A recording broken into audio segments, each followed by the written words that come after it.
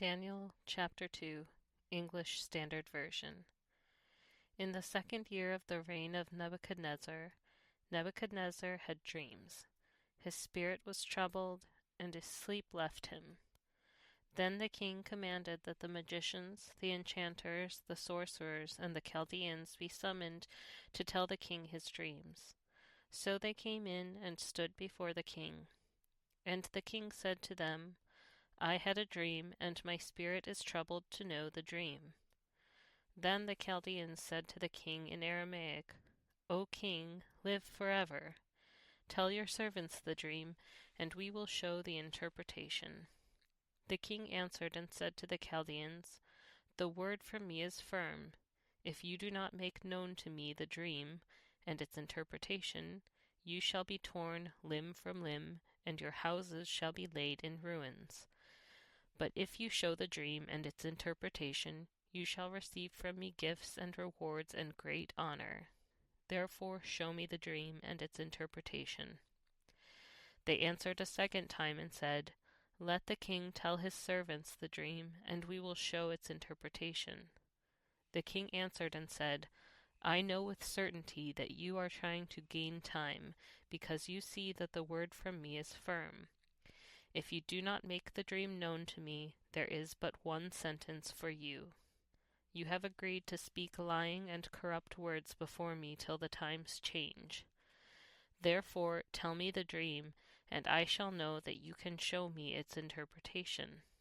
The Chaldeans answered the king and said, There is not a man on earth who can meet the king's demand, for no great and powerful king has asked such a thing of any magician or enchanter or Chaldean. The thing that the king asks is difficult, and no one can show it to the king except the gods, whose dwelling is not with flesh. Because of this the king was angry and very furious, and commanded that all the wise men of Babylon be destroyed. So the decree went out, and the wise men were about to be killed, and they sought Daniel and his companions to kill them. Then Daniel replied with prudence and discretion to Arioch, the captain of the king's guard, who had gone out to kill the wise men of Babylon. He declared to Arioch, the king's captain, Why is the decree of the king so urgent? Then Arioch made the matter known to Daniel. And Daniel went in and requested the king to appoint him a time that he might show the interpretation to the king. Then Daniel went to his house and made the matter known to Hananiah, Mishael, and Azariah his companions, and told them to seek mercy from the God of heaven concerning this mystery, so that Daniel and his companions might not be destroyed with the rest of the wise men of Babylon.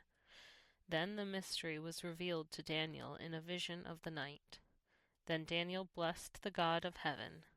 Daniel answered and said, Blessed be the name of God forever and ever, to whom belong wisdom and might. He changes times and seasons. He removes kings and sets up kings. He gives wisdom to the wise, and knowledge to those who have understanding. He reveals deep and hidden things. He knows what is in the darkness, and the light dwells with him. To you, O God of my fathers, I give thanks and praise, for you have given me wisdom and might, and have now made known to me what we asked of you. For you have made known to us the king's matter. Therefore Daniel went in to Arioch, whom the king had appointed to destroy the wise men of Babylon. He went and said thus to him, Do not destroy the wise men of Babylon. Bring me in before the king, and I will show the king the interpretation.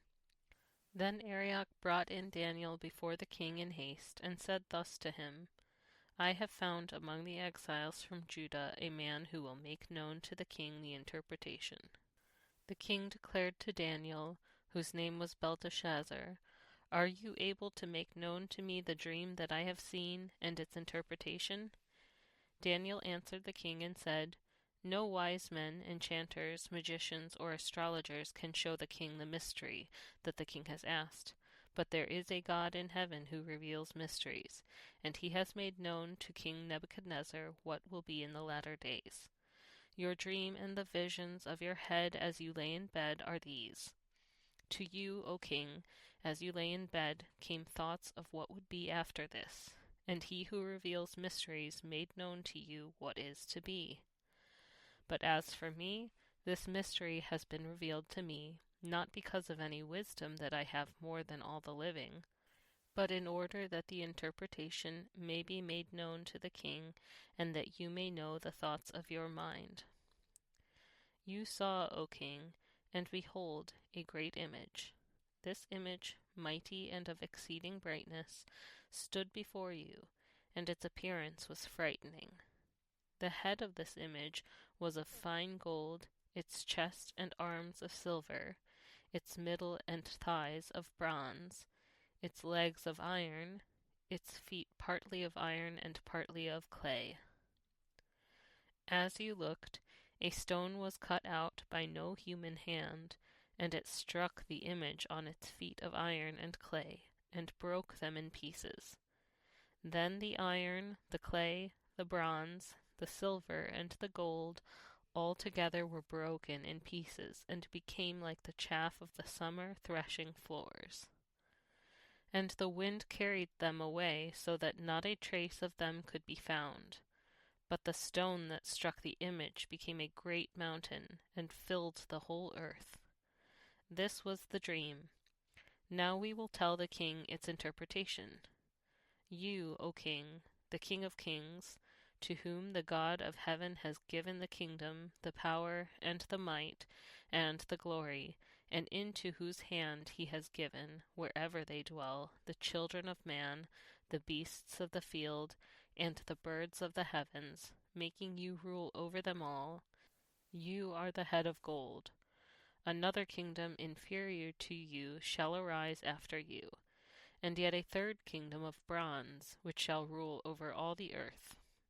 And there shall be a fourth kingdom, strong as iron, because iron breaks to pieces and shatters all things. And like iron that crushes, it shall break and crush all these. And as you saw the feet and toes, partly of potter's clay, and partly of iron, it shall be a divided kingdom, but some of the firmness of iron shall be in it, just as you saw iron mixed with the soft clay. And as the toes of the feet were partly iron and partly clay, so the kingdom shall be partly strong and partly brittle.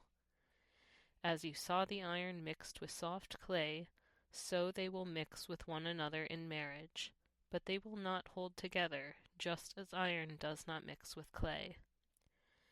And in the days of those kings the God of heaven will set up a kingdom that shall never be destroyed, nor shall the kingdom be left to another people.